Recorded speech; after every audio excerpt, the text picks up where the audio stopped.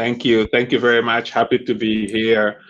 And I'm here replacing Dr. Soumya Swaminathan, our chief scientist that couldn't make it today. But I'm speaking on her behalf, but also on behalf of WHO. So, dear colleagues, friends, and the whole everyone, all friends, and everyone listening to or watching this.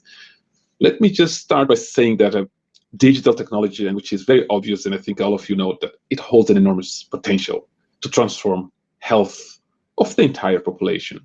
But also, let's recognize that that digital transformation needs to happen and be in a much better way than many other transformations in other sectors. Look at financial sector, look at transport.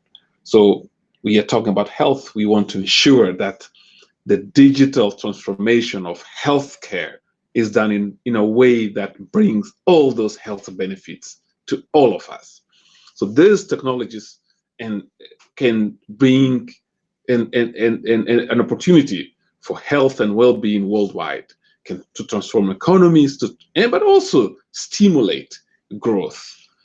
In the global fight against COVID-19, for instance, artificial intelligence and other digital technology are being used to screen population, contact tracing, monitor supply chain, and the latest that we actually working with a number of entities, individuals, and countries is on the side of the COVID-19 in terms of how supply chain, but also to start to think about how can we create a digital and international certificate of vaccination. So those are some of the areas that with the COVID-19 we are working with a number of partners. In the years to come, digital technology will play a much more increasing and very important role in health. Of course, we have to ensure privacy, ethics and privacy are at the center of it. It has to be people-centric, and it has to align with some of the key principles we have in healthcare sector. So the WHO has made harnessing the power of digital technology a very key priority. So we want to ensure that this transformation brings those benefits to all of us. Since the founding of WHO more than 70 years ago, we have been committed to ensure that all people everywhere, no matter where they live, can enjoy highest and attainable standard of health as a fundamental human right. So we believe the best way to bring change is through universal health coverage. But we cannot do it alone. No country can do it alone.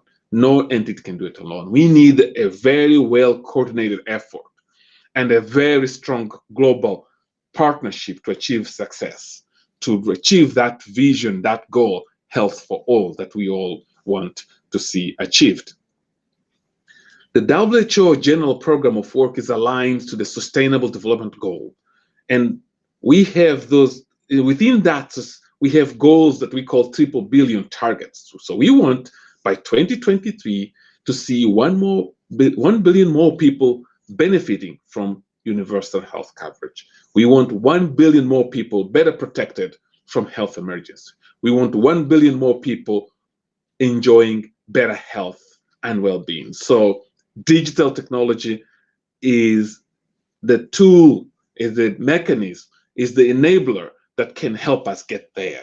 It can help us provide very concrete opportunities to address the challenges that we have today in healthcare.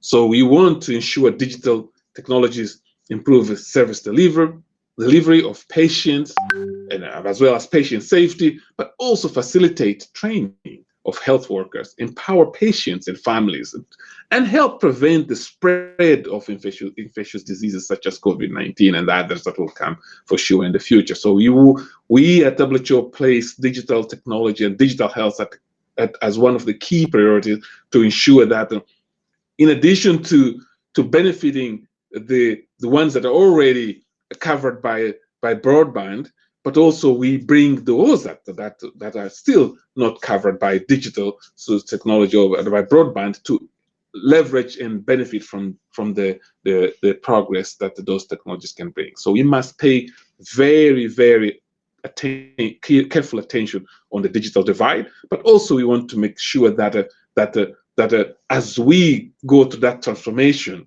we narrow inequalities, do not widen them. We narrow that digital inequality that exists in today's world.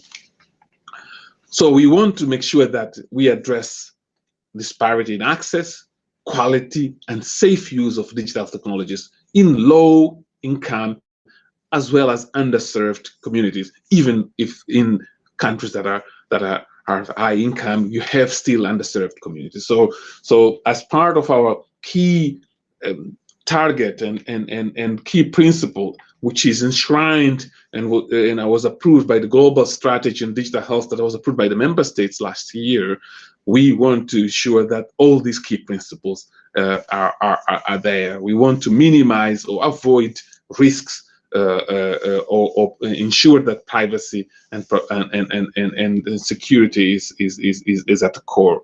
So as you know, the WHO established the Digital Health and Innovation Department, and our core work is really to support countries to prioritize, integrate, and regulate digital technology. So we want to see that as we move forward, that all these the solutions that come to people and patients, they bring the benefits that we want to see in health, especially universal health coverage, but also ensuring that we reap all the benefits that the technology can bring. In September last year, the Department of Digital Health and Innovation held a roundtable of civil society and NGOs, but also with the member states. And we basically want to ensure that we create a network that is inclusive, that to discuss issues of transformation of health and using digital, to discuss issues of early warning, disease surveillance. We want to do better. Next time we have a pandemic, we want to do way better than this time. And we know that through the digital technologies, through digitalization processes, we can actually do a better job. Of course, through better collaboration as well between countries, so we can do better jobs. So these networks that we're building is to bring together this digital health community to really bring the value of this transformation to everyone involved, to the whole world. So health in this perspective of health for all. As I said before, the member states of WHO approved the global strategy on digital health. So it is now time to implement. So we are busy now implement that strategy to help countries adopt these 21st century tools and as part of their journey towards universal health coverage, while strengthening governance and data protection, as well as bring those positive health outcomes to all of us. So we need everyone, individuals, communities, civil society, NGOs, private companies, academia, government to be part of this important mission, important transformation, important journey. So we need to extend the benefits of wherever we have the best of all of us to collectively create the collective best results. So we need an extended but united network for effective global coordination to support countries to adopt and effect evidence-based and sustainable technology. So in our discussion today and the discussion that in this forum, I urge you all to consider how can we co-create a digital transformation of health to accelerate achievement of sustainable development goals supported by the global strategy on digital health. How can we bring those values in health through digital, ensuring that we do it in an inclusive way, it's accessible to all, and we leave no one behind. I want to thank you once again for your commitment and support. Together, we have a very exciting opportunity to harness the power of technology for healthier, safer, and fairer world. I thank you.